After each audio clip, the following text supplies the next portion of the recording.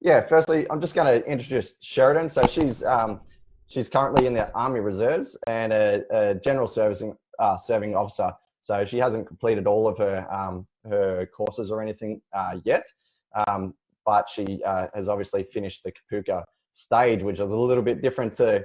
And I even got it when I posted that up. I posted up the little hype for this. Yeah, someone that worked with DFR. I didn't even know that you actually go there and do the normal Army Reserve Kapooka that normal soldiers and everything do as well. And honestly, when you first told me, I was just like, oh, that sounds a little bit weird. I don't know if that happens. And then, yep, turns out it does. All right. So, yeah, I first met Sheridan, would have been probably 4 months before she went to Kapooka. She was already parading, like I said. And yeah, she pretty much got in contact with me because she wanted to sort of be a lot more confident with her PFA for when she goes down to Kapooka and not have to really stress over it, and as well as, you know, get relatively fit for down there as well. So that's one thing she doesn't have to worry about. And yeah, sure as hell, she passed the PFA, smashed it, and finished Kapooka, which is really good.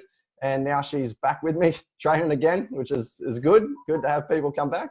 And yeah, so Sheridan, just give us a quick background on yourself, and after you do that, just explain sort of the process of your enlistment, so, and your initial courses, how you actually get in and you become qualified.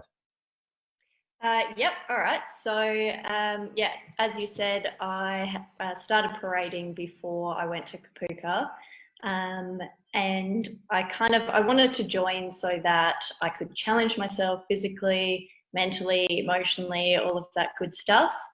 My enlistment process took, I think, just over a year. So it was kind of held up with a few medical things. And at the time I was living regionally, so up the top of WA. So my enlistment process, I went through DFR Darwin, and I had to do my U session and my assessment day at the same time. So they flew me up there, got that done, went through all the medical stuff. So I think it took, yeah, just over a year to get through that process. And then, yeah, another few months to get panelled for Kapooka. That's keen, going to Darwin through doing yeah. Yeah, yeah, awesome. All right, so yeah, enlisting as a GSO, sort of explain that process and what you actually. Oh yeah, sorry. Yeah. Yes, so obviously it's the same up until the assessment day. So you get recommended from the assessment day to go through to an officer selection board. So that's a pretty full-on day. At the time, it was one of the hardest things that I'd done, but it's really valuable. You get a lot of insight out of it. And yeah, I probably can't talk about what actually happens on the day, but they do test you physically, socially, your aptitude, your ability to speak, write. There's lots of different challenges, teamwork, all those good things. But it's a really good day. And so then at the end of that day, you pretty much find out on the spot whether or not they're going to recommend you to move forward. And then I think it probably took about a month after that to get my letter of offer. And then I started parading at the unit the following Tuesday, which was really cool to get straight into it. Yeah, that's good that, yeah, you can get in and yeah, get started before you're even at Kapooka. Yeah, for sure. Yeah, we had a few at Newcastle, even mechanics and everything. Yeah, they come in early if they're able to, and yeah, start yeah, parading, and you get paid for it too, don't you? Or is it? Yep. Yeah, awesome. All right, so so from there, yeah, you're going through all the enlistment side of things. So for you, unlike the rest of the Army, for Army Reserve general serving officers, you go to Kapooka and do the normal ARES course. Is that right? Mm-hmm. Yeah, correct. So you're doing it. Is your platoon officers or is it just everyone? Officer cadets. Yeah. Yeah. So it's just like a platoon dedicated to officer cadets. You haven't got general soldiers or anything like that in it. No, not in our platoon, no. Yeah. And it was also interesting when we went to Kapooka, I thought we'd be mixed up with the ORs as well, but we weren't. We're in an officer cadet platoon at Kapooka and also like parading now. Yeah, okay. So, yeah, awesome. do you know if the courses run any different for you? For Kapooka? Yeah. No, exactly the same. Exactly the same. They just pretty much segregate you from everyone else, and yeah, they expect more of us and punish us accordingly. Yeah. Yeah, I could imagine. They got the excuse to give you some extras. Oh yeah, never good enough. Yeah. But it was a good lesson. Yeah, awesome. So from Kapooka, now what's the next stage with you? What do you have to do? So in total, including Kapooka, we've got 5 training blocks. So for me, obviously training block 2. So I believe the way that it's structured, training block 2 and 3 is all about working in a section. And so training block 3, you actively get to be a section commander. And then training block 4 and 5 is all platoon level. And then training block 5 is like the culmination of everything that you've learnt, and you're actually leading a platoon and giving orders and making all those decisions. Yeah, and then awesome. At the end of that, you are a commissioned lieutenant if you pass. Okay, sweet. And is all that done in unit, or do you have to go away and do that? Have to go away. Yeah, RMC? For TB5? Yeah. Yep, the others, I believe they're at Holsworthy now. Okay, yeah. So it's a pretty big process for you to do it. Yep. Any like estimate of the length of time, like from Kapooka to you kind of get qualified? Yeah, so they like you to get it done within 3 years. You can apply for extensions if you need it. A lot of the people that go through as uni students, they're able to smash it out in 18 months, which is pretty awesome. And then obviously the FAROs and the gap years, they go through and they do it in 6 months, which is also very intense. Yeah. But for me, I think it's going to take me the 3 years. I don't want to rush it. I want to absorb all the knowledge and make sure that I'm doing well. That's right. You would have already learned from the Kapooka side of things that you get belt fed and not much get retained. Yeah, for all right, sure. so back to, all right, now we're just going to focus on your Kapooka side of things for a little bit. So was Kapooka what you expected as a reserve? Yes and no. I knew the days would be long. I knew there would be yelling. I knew there'd be PT and all that good stuff. But I didn't expect to enjoy it as much as I did. Obviously, like, don't get me wrong, there was days where I absolutely hated it. But coming away from it, I think it was a really positive learning experience for me. There was days where, the banter was on fire with everyone, and it was just a good time. And I think that's mainly because we had a pretty good group of people there going through it with us. Yeah, it definitely makes a big difference. Oh, yeah. And also your secos can make a big difference as well. For sure. Yeah, so they can be hard enough so that you know what you need to do, and you get in shit if you don't do it. But there's the opposite side of things as well, where they just go overboard, and it just depends on the person. Like, sometimes you just get a prick pretty much, and they just love putting you through pain, and it's just the way it is. You just got to put up with it. And so how long was your course? 35 days. Yep. So, and that's all, that's the same. Yeah. You said that it was the same for the ORs as well. Yep. So yeah, because I did reserves as well when I very first started, and mine was 45 days and obviously cut down a little bit. I remember them cutting it down, and like, even when I did it for 45 days, it was full on. And I had to cut another 10 days off. They had to have cut things out. Like just jamming that much stuff in there. All right. So with that being said, what's a typical day for you at Kapooka? So you wake up, from the point you wake up to the point you go to bed. For a reserve, obviously, it's going to be a little bit more full on. Yeah, it kind of depends what stage of the course you're up to. So waking up between 5:45 and 6 a.m. You'll get up, sheets over your shoulders, standing to attention in the hallway.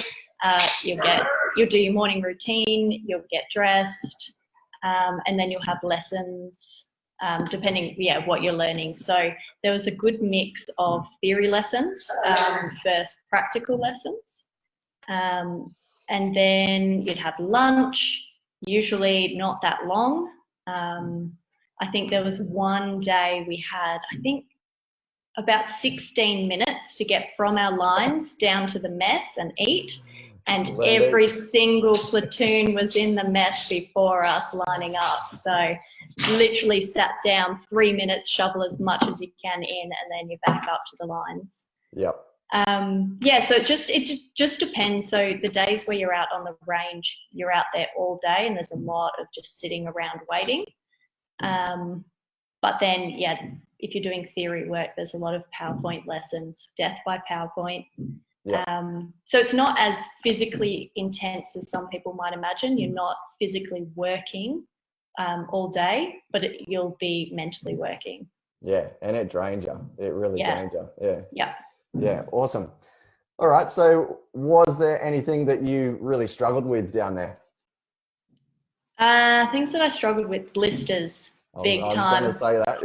Yeah. Oh, that almost ruined my experience. So within, I think, 3 or 4 days, I had the worst blisters, and they ended up getting infected. So I really struggled to walk. You know, I'm just hobbling around. There was one day I burst into tears in the middle of the mess because I just could not hack the pain. Oh, it's crippling. Yeah. Yeah, that's when I went to the ROP and I got them all fixed up, that was a big turning point for me. They've actually only just healed. I was looking at them today and they're looking much better. So they were pretty bad. Yeah. So yeah, definitely struggled with that. I had to do my PFA with those blisters as well. So yeah, I wasn't cracking any PBs there, but I scraped through and made it. Yeah, the thing I struggled with most was just how physically, mentally, emotionally draining the process is. So I think I wrote, because every single day I'd write a little summary at the end, just so I would highly recommend that as well, because then when you're having a really shit day, you can reflect and be like, oh wow, I actually did a lot today. I got my, all my immunizations yesterday. That's why I'm feeling really down today. So I found that really helpful to just keep a check of my mood. Yeah, awesome. So day 18 to 28 was when I was feeling the worst. And that was blisters, and I also had a really, really bad, like, chesty cough flu that went through the lines really badly. So yeah, feeling really sick and run down, and just trying to stay mentally alert and physically capable during that was a bit of a challenge. Yeah. Honestly, I haven't heard of people doing like a little diary at the end of the day. It's interesting. Yeah, no, I found it really helped. And then, when I was preparing for this chat, I just flicked through and I was like, oh yeah, that happened. There. And you can look back at it and go, oh, look at all this stuff that I did and how bad I was feeling doing it. Yeah, for sure. All right, so with your blisters side of things, any big tips on how to prevent them to start with? Not because you can't get rid of them once you got them. No. But once you've got them, it's too late. Yeah. So beforehand, I would recommend taking blister packs. So I spoke to some people who finished up Kapooka. So I went in January this year, and I spoke to some people that finished up in the last course of last year. So I think November, December. And they said, don't bother taking blister packs. There's plenty there. They'll be provided. They'll give like this huge bin. You just take as many as you need. That did not happen for me. I had to absolutely beg and plead for a blister pack, and eventually I got some, but it was too late. So yeah, highly recommend taking blister packs, like the good quality. I think it's Johnson & Johnson's. They've got the nice padded blister packs. Take those as soon as they start to develop, put those on. Also, there's a thing that you can get there called fix-a-mole tape. It's just like white strapping tape, but it's like really flexible. Just put that on. If you are prone to blisters or you think you can feel a hot spot, just start strapping up your heel. Something else you can do is like double socking. I think we've had a chat about this, Brody. Yeah.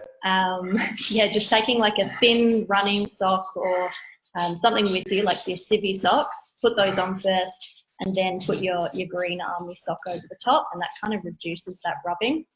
I started doing that towards the end, so I think in the last week when we were practicing for our march out and we're doing a lot of drill, I started double socking it. My boots are really tight, but I dealt with it because it was better than getting more blisters. Yeah. Yeah, so I feel like I'm an expert on blisters now. Yeah. And it's a big thing. Like people are probably watching this thinking, oh, I've never had a blister in my life.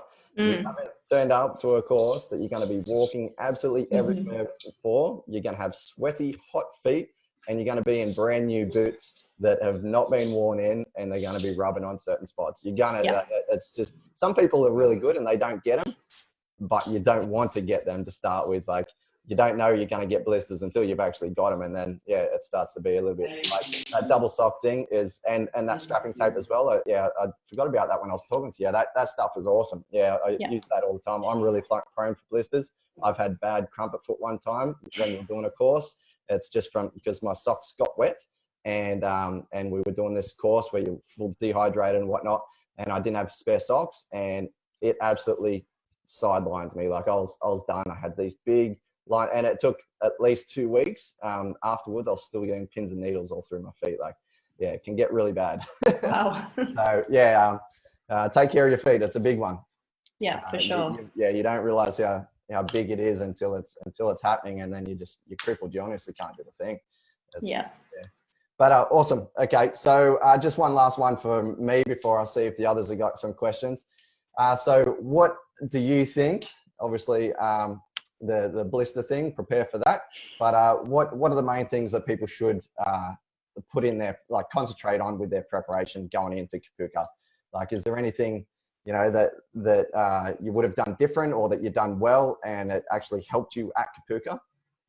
Yeah, definitely physical fitness. I know everyone says it, be as fit as you can before you go, because you do lose fitness.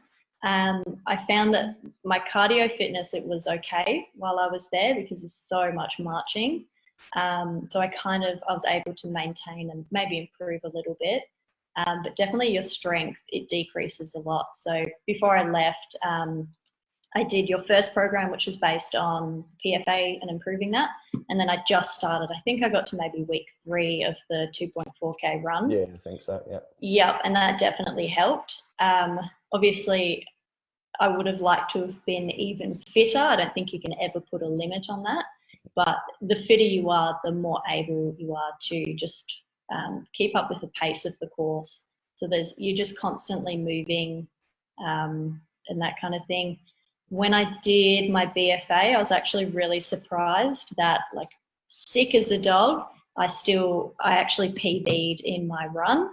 And I think that was because I worked so hard beforehand. My body, it had a really good baseline to drop to when I was feeling really that's it. Yeah, and like I say, I put out there all the time, you should be able to pass these sort of things on the worst day that you're having in your life. It should be where your normal standard is. You should be a lot higher. But no, that's awesome. One more specific thing that I did struggle with that I wish I'd worked on beforehand. Like, I did a bit of pack marching before I went, but it wasn't with an army pack. It was a really good hiking pack. It fit me perfectly. So I was doing pack marches with that. I was like, oh, this is fine. But one thing that I didn't count on was, obviously having a pack that doesn't really sit right, and also carrying a weapon as well. Just holding that weight up, that's something that, like, when you're at the gym and you're doing weights, you do a set and then you put it down. You don't have to maintain holding that weight. And even though it's like, I think 5 or 6 kilos, it's, in the grand scheme of things, it's not huge. The days where you're not allowed to put a sling on your weapon to take some of that weight off and you're just carrying it around, it can be a bit tough.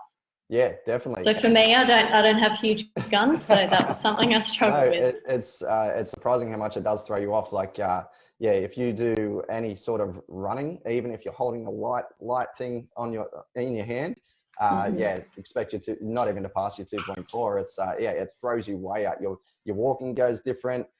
You're lopsided, so you got to learn to change hands all the time.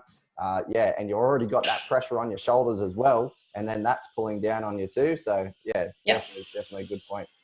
Train, and it all takes, you just carry something in your hand, just a little dumbbell or anything, one of those big 2-liter water bottles. Just get used to it.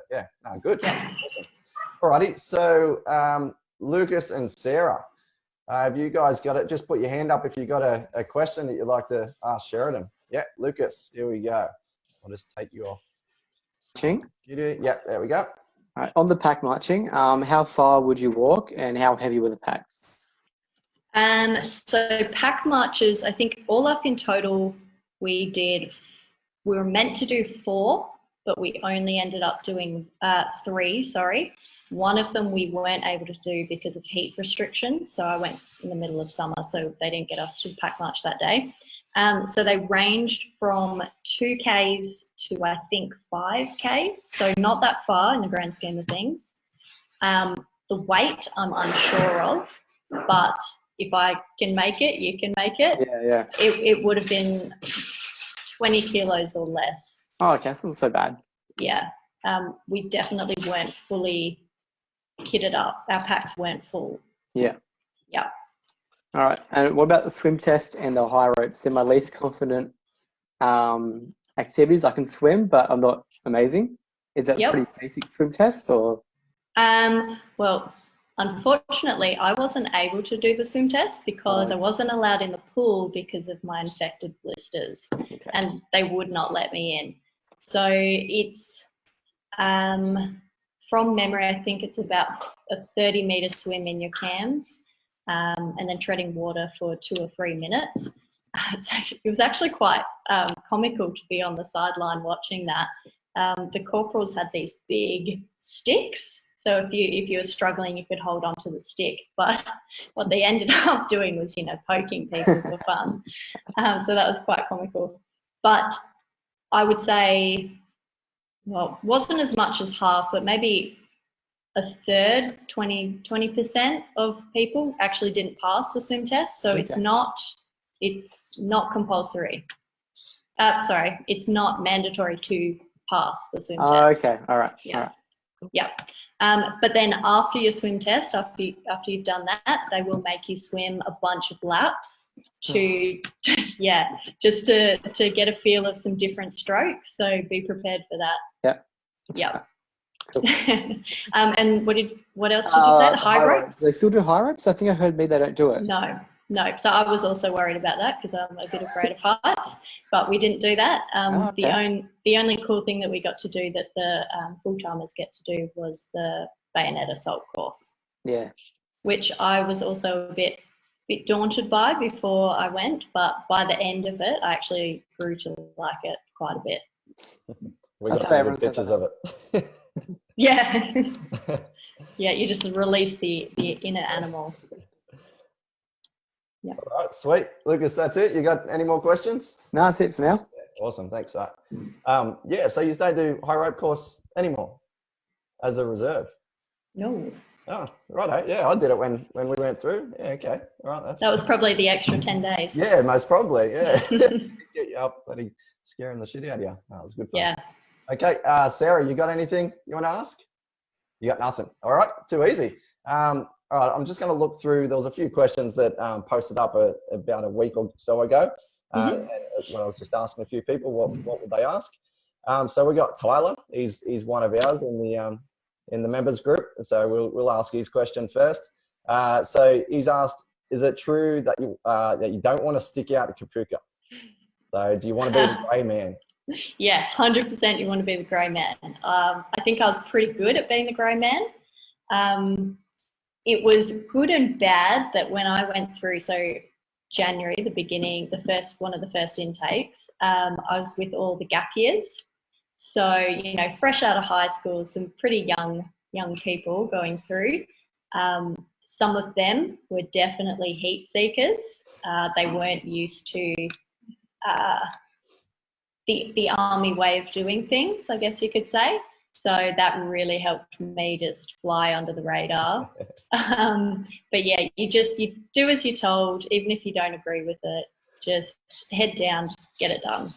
That's it. Yeah. You're only there for the reserve side of things. You're only there for 35 days. You don't want to make it any harder on yourself. Like if someone knows your name, then you're standing out too much. Yeah. It's actually really funny because a lot of the corporals would say, why aren't you using your initiative?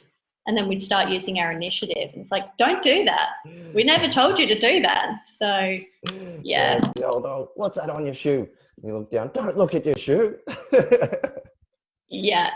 So I would highly suggest yeah, don't try to be the hero in the platoon. Just get it done. Yeah, good. Okay, so field side of things. Did you do field? Yeah, we did 3 days, 3 3 or days? 4 days. Yeah, that's about the same Yep. as what I did too. All right, awesome. And he's also asked how often did you do the swim test? So yeah, they only did it once? Only once. Yeah, we're only in the pool once. And more or less half of them didn't pass, and off you go. Yeah, pretty much. It's so just get in the water and let me see if you can get wet. Yeah, and I think it was very much, if you failed, that's just a point to work on when you get home. There's not enough time to retrain you in that. Yeah, but honestly, swimming, even in the Army, you still need to do it. You will get to units that swim a lot, and you'll also get to units that do a thing, like if you're getting deployed, you'll do a thing called Hewitt training. It's underwater, like the helicopter underwater training. And so you will be dunked under the water, strapped in your seat with your seatbelt and everything on, turned upside down, and with blindfold on, you'll be expected to make your way out. So if you're not comfortable in the water, then that's going to be really hard for you. Okay, you get water up your nose and you got people tapping you on the shoulder trying to get out your window. So yeah, make sure you're comfortable in the water. It does play a big role, and it's awesome for your fitness as well. Alrighty, let's see if there's any more here. I think okay. How often did you do PT? So this was another thing that was quite different. So people that went at the end of last year, they said they did bugger all PT, maybe 3 or 4 sessions all up. I think we did about 10 or 11 sessions, so about 1/3 of it was PT. Having said that, it wasn't overly intense. A lot of it was just like intro to strength, like how do you lift weights safely, or intro to lifting techniques. So how do you lift a jerry can? How do you lift a stretcher? That kind of thing. Some of the more intense sessions, there were, I think, 2 endurance running sessions. So you're out on the 400-meter track running. We had our sister platoon. We had to try and beat them. If they caught up with us, there was some sort of punishment, that kind of thing. Yeah. What else did we do? I've got it written down here. Obviously PFA, BFA, the battle PT, actually, that was sort of my first taste of being fully kitted up and then having to work. That one was quite intense. There's lots of, I think that's where they taught us how to leopard crawl as well. So that was, yeah. So all up, probably for us, 1/3 of it was we had PT on in the morning. Yeah. So I think they must have changed that. They must have taken on board I do some think feedback. Yeah, the Army view on that side of things is actually changing. Like when I was talking to Sam, there's a lot more recovery talk and education down there as well with your recovery. And yeah, they have changed a lot of things with training side of things, and it is getting a little bit more up to date with the way you should be training. It's not just go out and running your session. I did find that interesting, actually, because I listened to Sam's talk. Recovery equipment, we didn't get any. Nah, you're a reserve. I know. So, whenever we'd have like a little bit of spare time, we would be doing stretches in our rooms. Just trying to, help our muscles out. There'd be days where you'd wake up and you're so stiff and sore, you feel about 100 years old getting out of bed. So highly recommend, if you've got like 5 minutes, stretch. Yeah, for sure. Yeah, we definitely covered that a fair bit with Sam and spoke about how important it is. Yeah, it plays a really big role. Yeah. Right, awesome. Well, I haven't got any more questions for you. Do you want to, you got anything else you want to go over that people would find handy at all? Let me have a quick look. Probably, just don't expect it to be exactly the way others have described it. There's so many factors that can influence your experience there. So like you said, if you get not so friendly corporal, that's probably going to impact your time quite a bit. I was lucky, I had really great professional switched on corporals. And then, the whole PT thing, because I absolutely grilled a whole bunch of people that had just come back from Kapooka. And my experience was different to theirs. So yeah, you can prepare as much as you can, but it will end up being different. Yeah, expect the unexpected. Something will be changed, and you know, you go in there fully prepared and you end up with blisters, and and it just ruins your day. But like you said, you go back to your very base, and if you're at a good level to start with, then you know that's really good for you to start. Yeah. Okay. Are you happy if people that are going through the same process as you to reach out to you and sort of send you a quick message through Messenger and just ask a few questions or anything like that? Yeah, 100%. I've got my little diary. I even started to jot down things that you should bring that you aren't issued or you can't get. So yeah, I've got heaps of stuff written down. So more than happy to help people out. Perfect. Awesome. I'll just get the others up here. So you got anything else that you just want to go over, Lucas or Sarah? Give me a big thumbs up if you're good to go. Thumbs up. Lucas, you want to go over everything? You good? Alrighty.